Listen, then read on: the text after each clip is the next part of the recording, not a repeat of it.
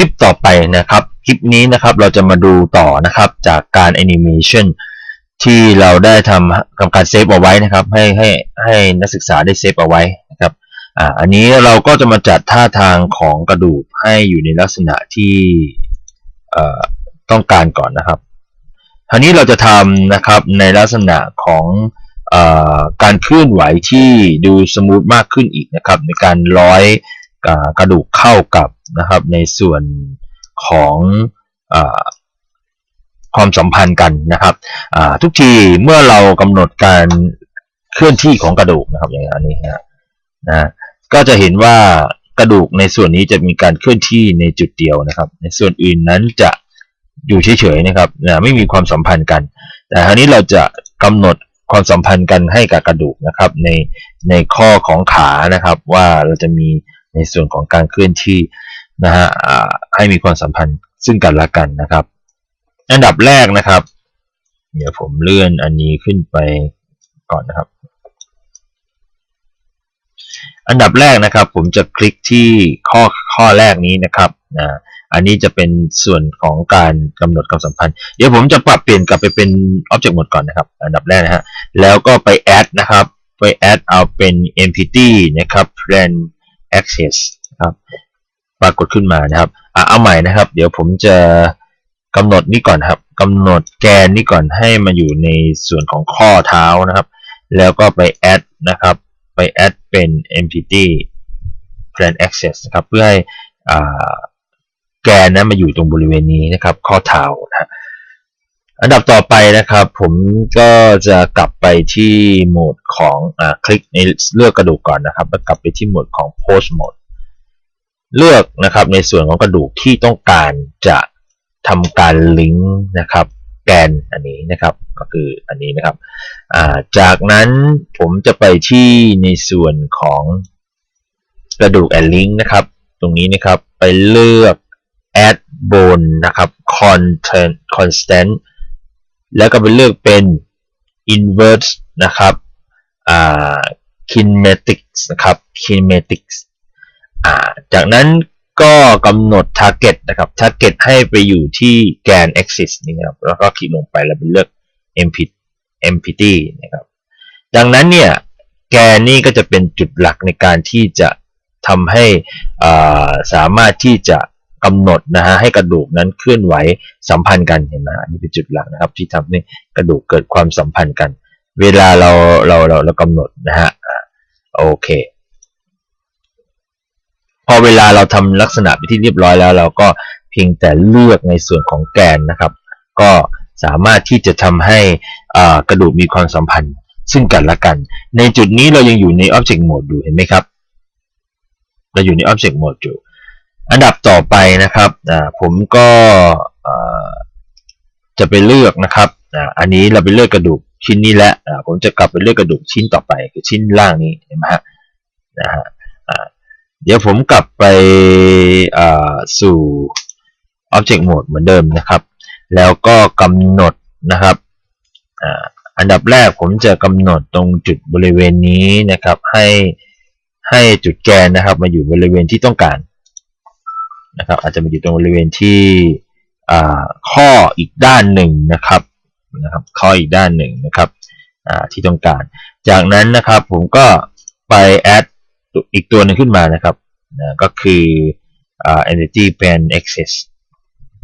เราก็จะได้อีกด้านหนึ่งนะครับถ้าเราดูจากตรงบริเวณนี้เห็นไหมฮะเราจะมีอยู่2ข้างพอเลือกได้ที่เป็นที่เรียบร้อยแล้วนะครับผมก็จะไปเลือกกระดูกข้อที่เป็นส่วนของกระดูกนี่นะครับไป Post Mode นะครับแล้วเราเลือกข้อนี้ครับนะข้อขาข้อที่ด้านฝั่งนี้นะครับจากนั้นเราก็ไปนะครับกระดูก Add Link ไปเลือก Add Bone Constant ไปเลือก Inverse นะครับKinetic นะครับ Kinetic แล้วก็ไปเลือก Target เป็น Empty นะครับ 001 นะครับซึ่งเป็นด้านนู้นนะครับคราวนี้พอเราลองคลิกเลือกแล้วก็ลองขยับดูจะเห็นว่าขาทั้ง2ด้านนะครับก็จะมีความสัมพันธ์ระหว่างกระดูกด้านบนด้วยเห็นไหมครับเวลาคุณขยับ และเคลื่อนที่นะครับจะเห็นว่าขาจะมีความสัมพันธ์กันทั้ง2ด้านนะครับเราแค่เลือกตัวนี้นะครับก็จะสามารถที่จะขยับนะครับขาได้ตามที่ต้องการ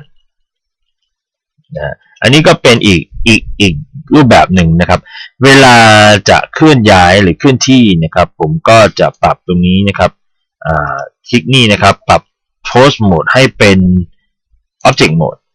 พอปรับ Pose Mode ให้เป็น Object Mode แล้วนะครับกระดูกที่เราเลือกอันนี้นะครับต้องคลิกเลือกโดนกระดูกด้วยนะครับกระดูกที่เราเลือกอันนี้เนี่ยครับพอเวลาเราเลื่อนขึ้นลงมันจะแอนิเมชันตามที่เราต้องการได้เลยในทันทีเห็นไหมฮะอันนี้ก็คือในส่วนของในส่วนของแอนิเมชันนะครับที่ดูท่าทางจะง่ายขึ้นนะครับกว่าที่เราได้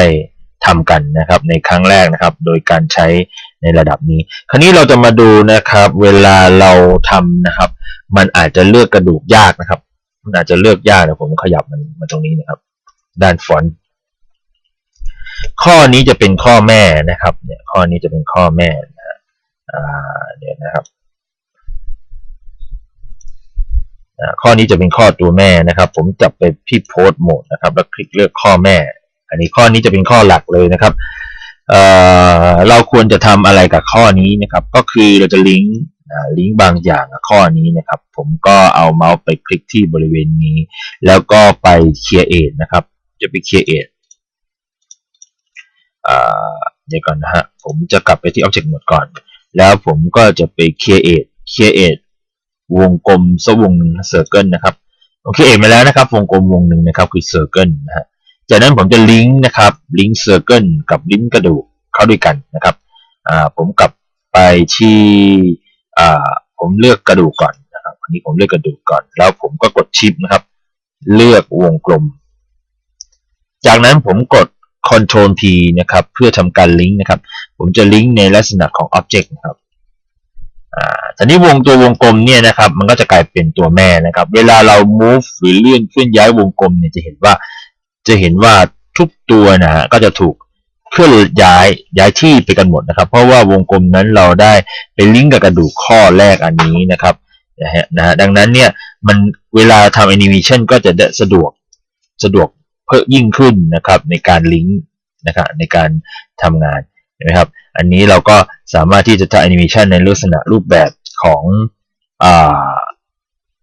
ง่ายๆนะครับโดยที่ใช้แกน x เป็นหลักนะครับนะอันนั้นเราก็จะได้แอนิเมชันที่สมูทมากขึ้นเพิ่มมากขึ้นนะครับในการทำงานในครั้งนี้ผมจะลองเล่นแอนิเมชันอันนี้ดูนะครับผมจะจัดท่าทางนะครับผมปรับนะครับให้เป็นออกมาเป็นประมาณเฟรมที่3แล้วกดปุ่มเรคคอร์ดผมแก้แอนิเมชันไอ้เจ้าวงกลมวงนี้เท่านั้นนะครับผมขยับวงกลมนี้เลื่อนไปหน่อยนึงนะครับผมคลิกเลือกวงกลมนะฮะแล้วผมก็คลิกขวาขยับวงกลมไปนิดนึงนะครับให้เกิดเป็นให้เกิดเป็นแอนิเมชันนะครับจากนั้นผมก็ขยับมาเป็นตัวที่20นะฮะแล้วผมจะขยับวงกลมนี้ไปนะครับจะทำให้มันเหมือนกับว่าทรงตัวนะฮะกำลังทรงตัวอยู่นะครับเห็นว่ากระดูกมีความสัมพันธ์ต่อกันนะฮะกระดูกที่ขาด้านล่างเห็นไหมครับมันจะเกิดความสัมพันธ์ซึ่งกันและกันดังนั้นเนี่ยเราก็แค่ปรับนะฮะหรือขยื่นแค่บางส่วนได้นะครับโดยไม่ต้องขยับขยื่นทั้งหมดนะครับเพราะว่า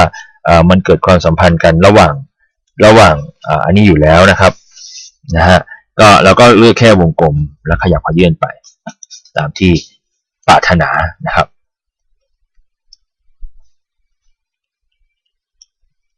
อันนี้เราก็ทำแอนิเมชันอยู่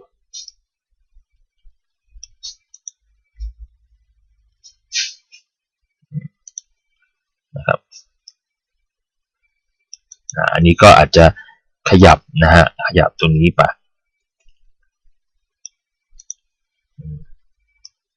แล้วก็วงกลมนะครับอาจจะขยับมาได้นะครับในส่วนที่อยากจะให้มันเป็นไปนะครับ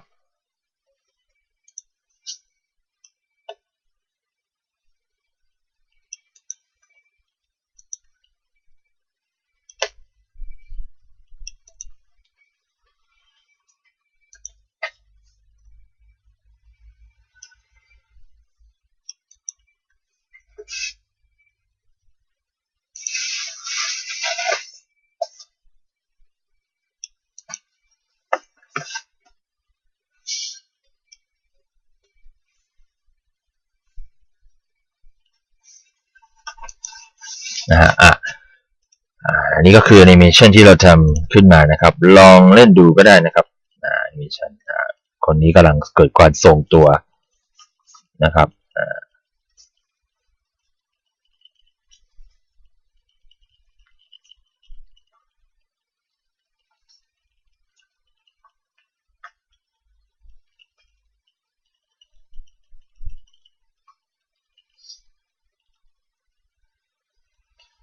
อันนี้ก็คือวิธีการใช้นะครับการลิงก์นะครับในลักษณะต่างๆเราก็อาจจะปิดนะครับตัวกระดูกนะครับได้นะครับไม่ให้มีเอ็กซเรย์นะครับเราก็จะเห็นการแอนิเมชันที่สมบูรณ์นะครับในส่วนของรูปทรงนะครับที่เราจะมองไม่เห็นกระดูกแล้วคราวนี้นะครับ